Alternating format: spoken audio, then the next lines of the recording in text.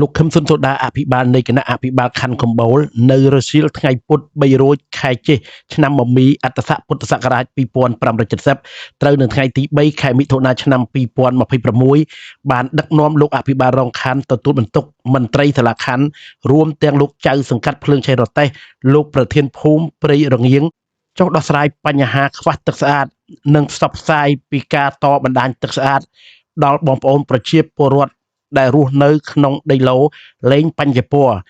ដែលមិនទាន់មានទឹកស្អាតប្រើប្រាស់ប្រចាំថ្ងៃស្ថិតនៅភូមិព្រៃរងៀងសង្កាត់ភ្លើងឆេះរតេះខណ្ឌកំបូលរាជធានីភ្នំពេញ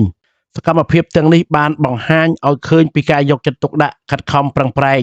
សម្របសម្រួលរបស់រដ្ឋបាលខណ្ឌកំបូលក្នុងនាមជាអាជ្ញាធរមូលដ្ឋាន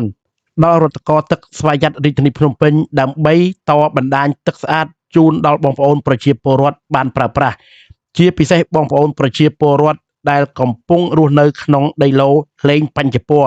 ដែលកន្លងមកពុំទាន់មានទឹកស្អាតប្រើប្រាស់ទោះយ៉ាងណារាល់កិច្ចការខាងលើនេះគឺបានអនុវត្តតាមការណែនាំដ៏ខ្ពង់ខ្ពស់ពីឯកឧត្តមអភិបាលនៃគណៈអភិបាលរាជធានីភ្នំពេញបានចង្អុលបង្ហាញឲ្យអាជ្ញាធរមូលដ្ឋានយកចិត្តទុកដាក់គិតគូរដល់បងប្អូនប្រជាពលរដ្ឋដែលរងផលប៉ះពាល់ដោយបញ្ហាណាមួយនៅក្នុងសហគមន៍ពលគឺមិនទុកឲ្យពលរដ្ឋណាម្នាក់រងការលំបាកដោយមិនមានការយកចិត្តទុកដាក់ពីអាជ្ញាធរនោះឡើយ